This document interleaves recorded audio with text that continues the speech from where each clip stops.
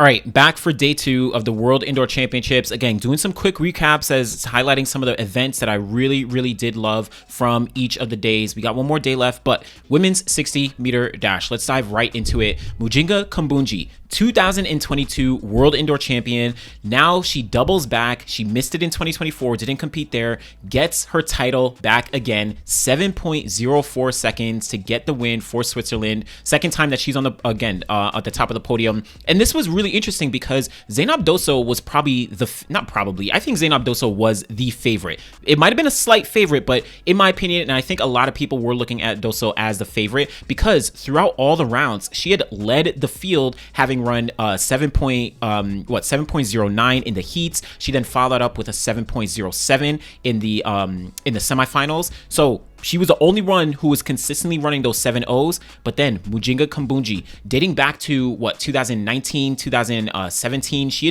has been a mainstay when talking about the sprints. Of course, outdoors, got the bronze medal in the 200, and she's made multiple finals. But for her to be able to get on top, huge performance for Mujinga, always a mainstay, always the warrior to be able to come through. But Zeynep Dosso, even though she got the silver medal and she was maybe the slight favorite, she does improve on her bronze medal from 2022. Remember, she finished behind Julian Alfred as well as Iwa Swoboda. So this is, credit to Zeynep Dosso for being able to get the European title, remain consistent in those 7.0s, and be able to, get back on the podium once again for another World Indoor medal.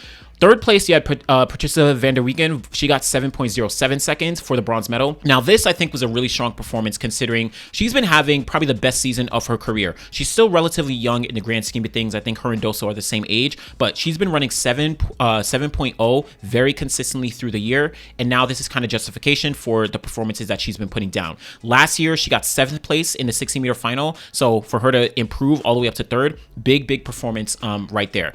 Also, Swoboda just off the podium. I think it was 2022. She finished 4th place as well. Last year, of course, like I noted, she finished silver behind Julian Alfred, but she did come up just short, 7.09. And this is just, I kind of said it in a previous video. This is running it back from European indoors. The only things that kind of switched were, you did have Kambundji get the gold medal ahead of Dosso, but this is essentially the European top 4 here. Amy Hunt, Zoe Hobbs, they were able to kind of, pull up just short, but very strong performances across the board. The big thing that I'm interested to see is how this translates outdoors. Mujinga Kambundji is the only one who's been the most consistent at making global finals in the 100 and 200. Again, dating back to 2019 when she got a bronze medal in the 200, and she's made Olympic finals, world finals, etc., etc. So we'll see how that translates. Zeynep Dosso, I do think, has a lot of potential. Again, I don't know. I don't know how well it's going to translate. I maybe like an Iwa Swoboda who might run a sub 11, but I don't know if she's going to be in contention for a medal. So we'll see. But shout out to the women's 60-meter dash here at the World Indoors. 400 meters, women's side. This was closer than I thought, really closer than I thought for a couple different reasons. But Amber Anning, I said that she was the favorite. I thought she was a clear favorite, and she did get the gold medal, 50.60 seconds. I think the track is not too fast overall, so not too concerned about the time regardless or whatever it is. But I'm actually a little surprised how close it was at the break. We saw Alexis Holmes go out extremely fast. Well, Amber Anning, she was on the outside in lane 6. Alexis Holmes, she was on in lane 4, so a little bit farther inside. Henriette Jager, she was in the middle of both of them.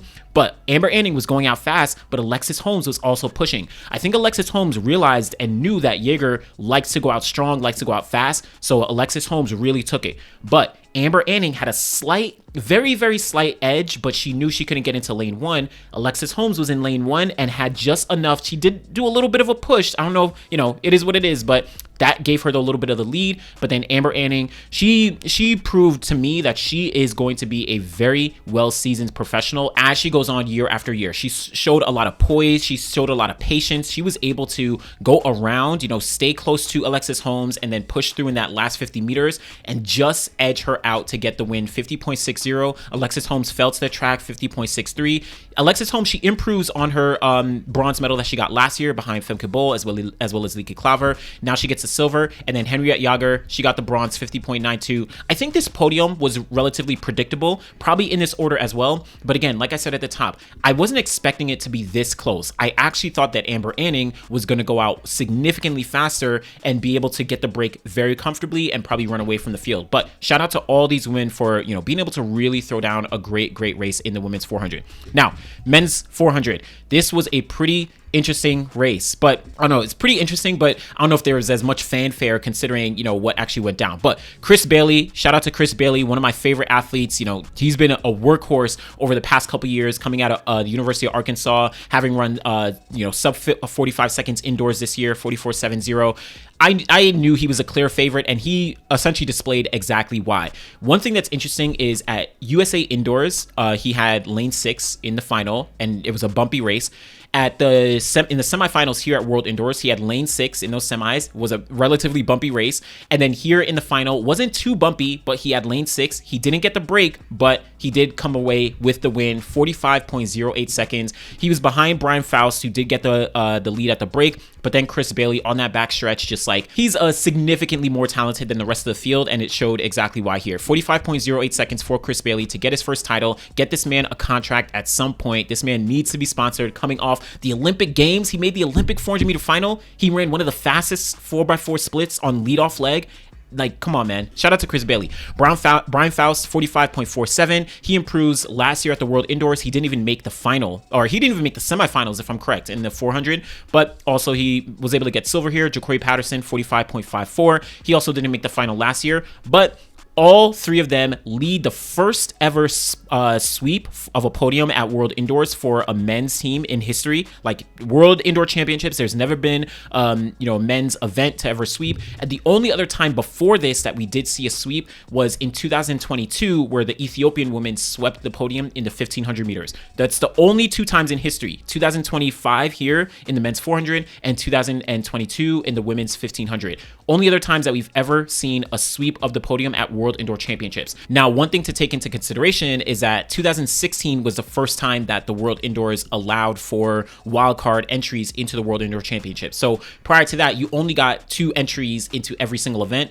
So it's only been, what, you're talking about 5 global championships, 2016, 18, 22, and 24, and now 25. So 5 championships, but this is across any event. Only the men's 400, the United States sweeping the podium in 2025, and then the women's 1500 meters with Ethiopia sweeping the podium in 2022. So big performances here. Shout out to Manlar. Apologize, I know I was pronouncing his name incorrectly previously, but shout out to him getting the 4th place just off the podium. Christopher Miles Williams, he was in lane 2. It's tough for him, but shout out to the rest of the 400 meter guys. Now let's move over to the men's 60 meter hurdles, where once again it was the Grant Holloway show. Grant Holloway, gold medal, his 3rd consecutive gold medal, 7.42 seconds. I mean, this was never in doubt. You can maybe argue that the semifinal for Grant was maybe a little bit close. I don't know. It was kind of close with Belosian and then Grant, but I don't think it was too much. I know in one of his post-race interviews, he did mention that the semis and the final weren't, the greatest in terms of how he was feeling.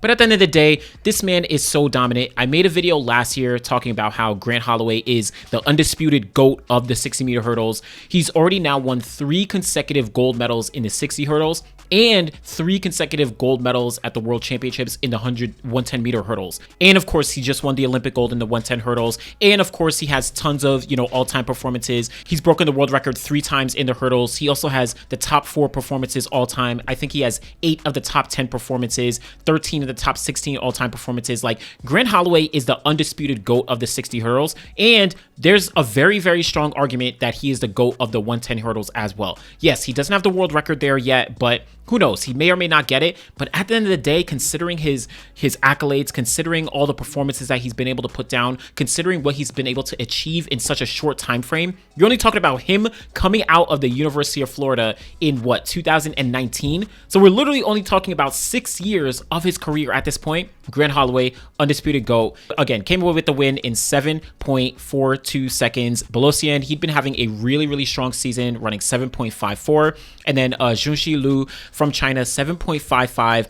This was a pretty high quality, field, but, Grant Holloway, he dominated. He was the GOAT, undisputed, nothing else to discuss. Last event I do want to give a shout out to is the women's triple jump. I'm going to sneak in my triple jump whenever I can. Listen, Lianis Perez Hernandez, her first global gold medal in the triple jump. She's come up short. Last year, she was silver behind Thea Lafond, who actually showed up here, which was dope. 14.93 meters. indoors is huge. Just on the cusp of the 15-meter barrier. Perez Hernandez, her personal best is 14.98 meters from outdoors. But she is, man, for her to get the gold medal here, this was an amazing performance.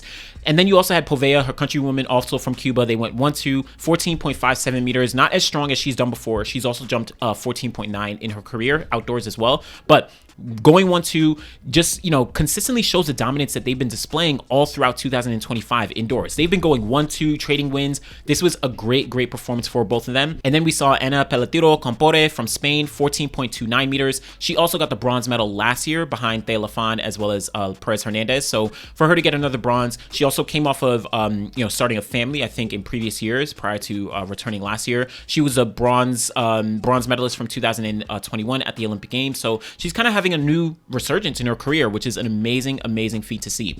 Finally, Thea Lafan, Dominica, always shouting out Thea Lafan. Check out the video that I did on her career, I think back in fall 2023. But she came up for fourth here, 14.18 meters. She had not competed since the Olympic Games last year, and even prior to that, she had gotten injured, or she picked up a slight injury, and she eventually, I think, had surgery during the off season. So for her to come back here as a defending champ, be able to get fourth place, this is a good performance. And what this overall just indicates to me, this triple jump competition, is that we are not stopping with the high quality in the women's triple jump and the men's triple jump as well. Shout out to the men, but the women's high quality in the triple jump is not going to stop. We are very likely going to see these women pushing each other as we go forward into 2025 outdoors and year after year after year. So this is super exciting. But just a couple of results. We did see Mondo get the gold medal. We did see, and that was actually pretty competitive. He, you know, the guy from Greece, he actually got 6.05 meters for the silver, but Mondo got up to 6.15. So shout out to all the athletes here in the World Indoor Championships Day 2. We got Day 3 coming up, but let me know what your favorite performance from Day 2 was. Go in the comments, let me know. Be sure to like the video if you haven't already. Subscribe to the channel. Always appreciate y'all. Thanks for watching.